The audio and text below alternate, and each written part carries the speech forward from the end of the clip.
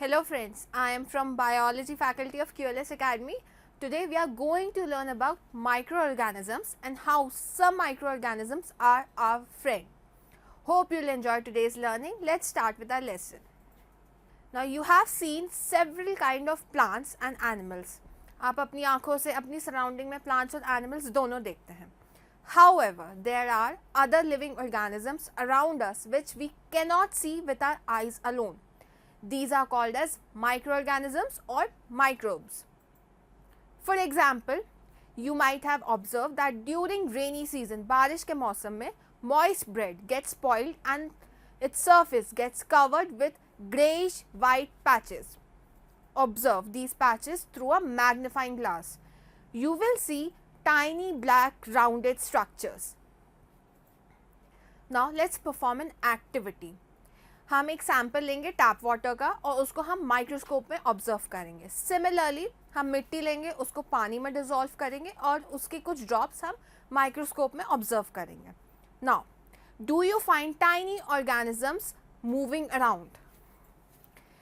These observations show that water and soil are full of tiny organisms.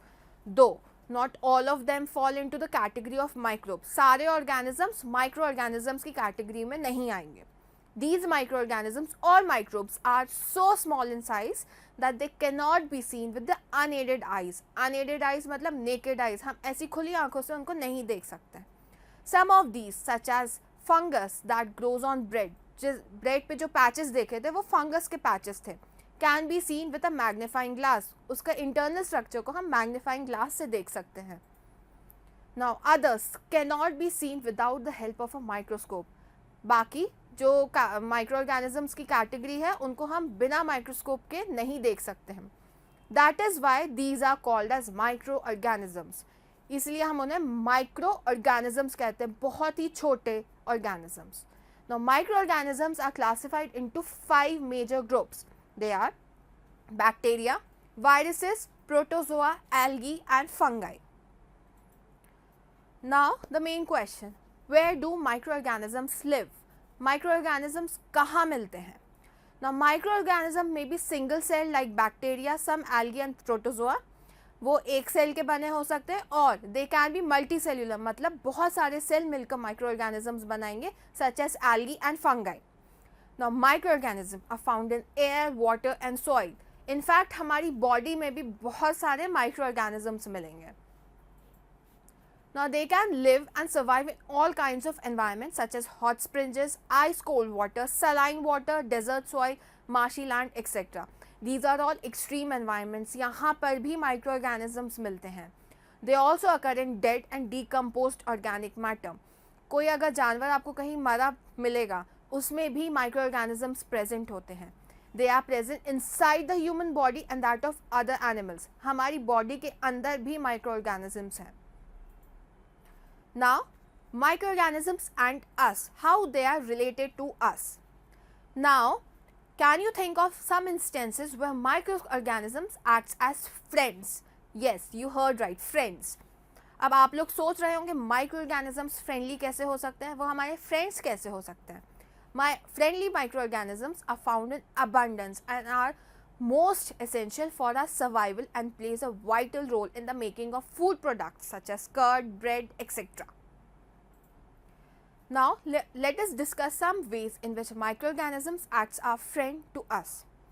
First is making of curd and bread, मतलब दही and bread.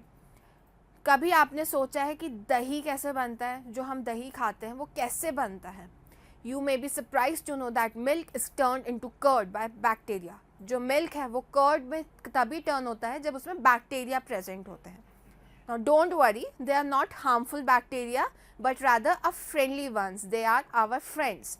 Now curd contains several microorganisms including lactobacilli bacteria. Remember the bacteria's name is lactobacilli. When a little of pre-made curd is added to a warm milk, then lactobacilli bacteria present in the curd multiply in milk and convert the lactose sugar into lactic acid. This lactic acid then converts milk into curd. Bacteria are also involved in the making of cheese, pickles and many other food items.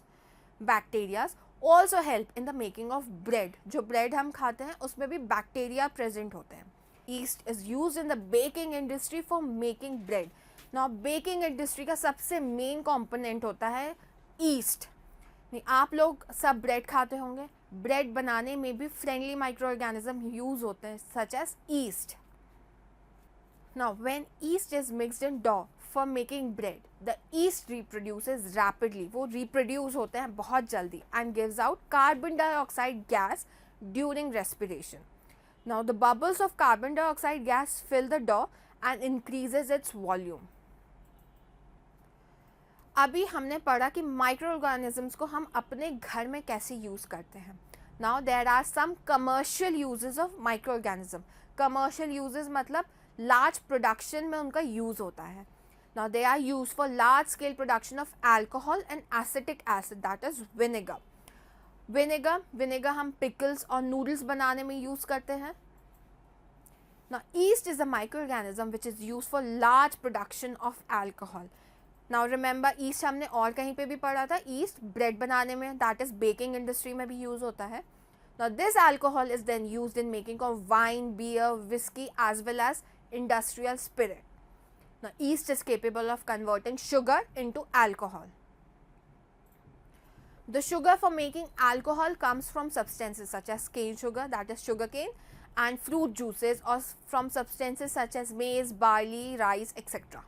Now the process of conversion of sugar into alcohol by the action of yeast is called as fermentation.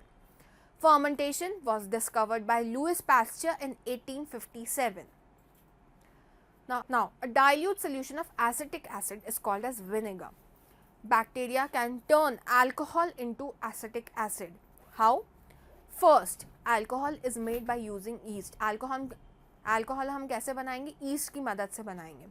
The Acetobacter bacteria are added to alcohol and air is bubbled through it.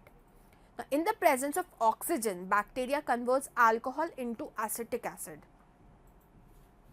Now, apart from commercial uses, there are some medicinal uses of microorganisms. Medicinal uses मतलब हमारी medicines वगैरह में भी उनका use होता है. जब हम बीमार पड़ते हैं हम डॉक्टर्स के पास जाते हैं. डॉक्टर्स हमें मेडिसिन प्रिस्क्राइब करते हैं. कई बार आप लोगों ने एंटीबायोटिक्स भी खाई होंगी. Now, a medicine which stops the growth or kill the disease-causing microorganism is called as antibiotic. That is, antibiotic means against life. The source of these medicines is microorganisms. For example, penicillin, streptomycin, erythromycin, tetracycline, etc. These are all antibiotics. In 1929, Alexander Fleming discovered the first antibiotic, that is penicillin, by chance. मतलब by chance एकदम से उनको discover हुआ and extracted it from the tiny fungus called as penicillium. Now remember, penicillin comes from fungus penicillium. Antibiotics are even mixed with the feed of livestock and poultry birds to control microbial diseases in animals. They are used to control many plant diseases. Now, one of the medicinal use of microorganism is vaccines. Vaccines, injections, सबको पता है. Vaccines are given to healthy persons so that they may not get certain diseases throughout their life. जब हम infants को आपने देखा होगा कि vaccination देते हैं, it is for this reason only.